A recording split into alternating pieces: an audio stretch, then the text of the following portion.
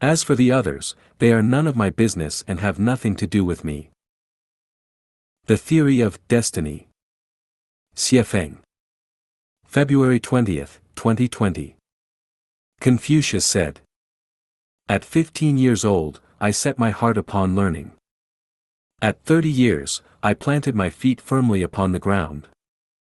At 40, I no longer suffered from perplexities. At 50, I knew my destiny. At 60, I heard them with docile ears. At 70, I could follow the dictates of my own heart, for what I desired no longer overstepped the boundaries of right. Knowing one's destiny. What is destiny? Destiny is the mission bestowed upon us by the greatest Creator, or we can say, destiny is our inherent talent and fate. Then how can we know our destiny? The smartest and wisest people in Chinese history are Jiang Ziya, Zhang Liang, and Zhuge Liang. Jiang Ziya's wisdom undoubtedly exceeded Zhou Wenwang's, Zhang Liang's must have surpassed Liu Bang's, and Zhuge Liang's must have surpassed Liu Bei's, but why did the former not replace the later and stand on their own as kings? Because they knew their destinies, they knew that their destinies were to assist, not to rule. Had the three of them attempted to become kings, they would have lost everything. Commanders-in-chief and generals are two completely different realms. Kings and counselors require completely different talents. Birds can soar in the sky, but once they fall into the water, they will not only be defenseless, but they might even drown. Lu Bowen, Li Chunfeng, Yuan Tiangang and many others were godlike persons who knew the vicissitudes of the previous millennia, so why did Lu Bowen, Li Chunfeng, and Yuan Tiangang still kowtow to the feet of Zhu Yuanzhang and Li Shimin? Because they all knew their destinies. Peach trees can only bear peaches, apricot trees can only bear apricots, roosters can only crow, and hens can only lay eggs. These are their destinies. After reading all the books without words, you will find that everything is born, grows, is punished, and is finally exterminated by nature. Talents are born, not learned or cultivated. Those who are born to be thieves will definitely steal, and those born to be kings will gather talents. Destiny is not to be violated because whoever does so will have a bad life that is full of twists and turns. It can be seen from this that when everything goes wrong or when we encounter misfortune, it must be that we have acted against our destiny. If we can follow our destiny, our lives would be smooth. Therefore, when eating corn bread, eat happily, do not envy other people's delicacies. When living in a thatched hut, do not be jealous of others' tall buildings and villas. It is easy to see others start businesses to generate income, but not so simple to germinate the idea to start your own business. Watching others become celebrities, do not imitate them blindly in any way.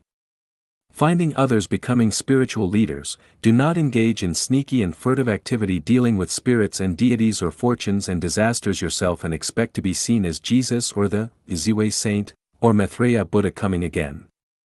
Be yourself. If you like farming, then farm honestly. If you like teaching, then teach diligently.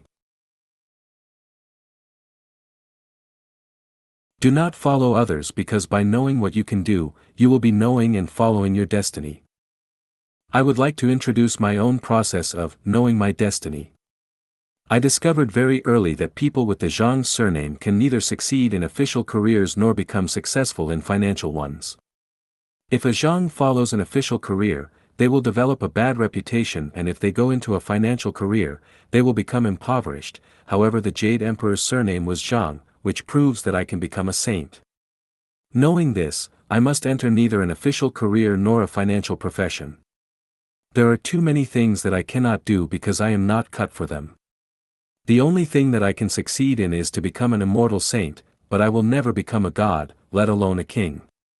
At the same time, I found out that I must not accumulate material wealth. The less I own, the more I can use my talents. The emptier I am, the more spiritual I am.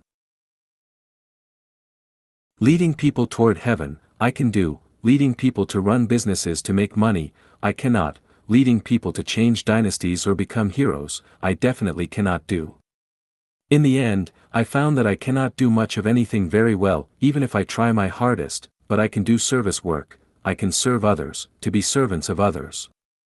This I can do well, I can be a first-class servant. It is easy for me to deliver everyone to the fairy world, I am very capable of serving people to enjoy the fun in life and life, that is the communist life. Among other things, I am a big idiot. How about you? What is your destiny? Young people will not know it, but even Confucius knew his destiny at 50. It is very difficult to know one's destiny without experiencing the torture of life, without reading the books without words, and without often trying to figure out the world. Are you familiar with Zhou Enlai, a key figure in the history of modern China? He died well because he knew his destiny. Zhou Enlai never visited Liu Bang's tomb, but he did visit Zhang Liang's tomb. This could have saved his life, otherwise, he might have suffered Liu Shaoqi and Lin Biao's ending. The core of the theory of destiny is to be yourself, and you must never deliberately plan anything. The tragedy of the children in Handan will not occur in the second home. Xiefeng. March 23, 2024. The tragic case of 3 middle school students from Handan, Hebei, committing murder and burying the body is extremely heartbreaking and regrettable. It ruined the lives of 4 young people and devastated 4 families. The rampant incidents of school bullying should alert the entire society, especially all parents, to be vigilant and reflective. How can we prevent such tragedies from happening again? The optimal solution is to guide the entire society towards the lifestyle of Xiefeng-style communism. Specifically, it means enabling as many people as possible to adopt the lifestyle of the second home created by Lifechanyuan. The second home's production and lifestyle model can be described as a paradise for the elderly and a heaven for children. This innovative model has been practiced for 16 years. In the second home, children are safe. There is no bullying, and the children's minds are pure. In the second home school, we not only teach children regular subjects but also impart knowledge on how to be a good person and the knowledge of the greatest creator, which is essentially the knowledge of how to live in harmony with nature. Regarding how children live and are educated in the second home, we have a wealth of text, images, and videos online. I won't go into detail here. Due to the firewall in China, you may not be able to see them, but I can assure you that the way the second home educates and raises children is unparalleled anywhere in the world, and others cannot replicate it.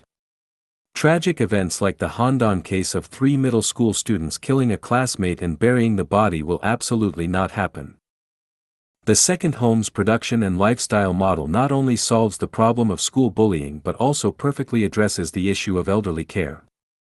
Without exaggeration, 75% of life's troubles and pains will disappear, and everyone will be able to live their own life, living freely, romantically, happily, and blissfully. For young and middle-aged people, living in the second home is like living in paradise. May the majority of humanity be fortunate enough to find the second home, integrate into its lifestyle, and truly live the way humans are meant to live.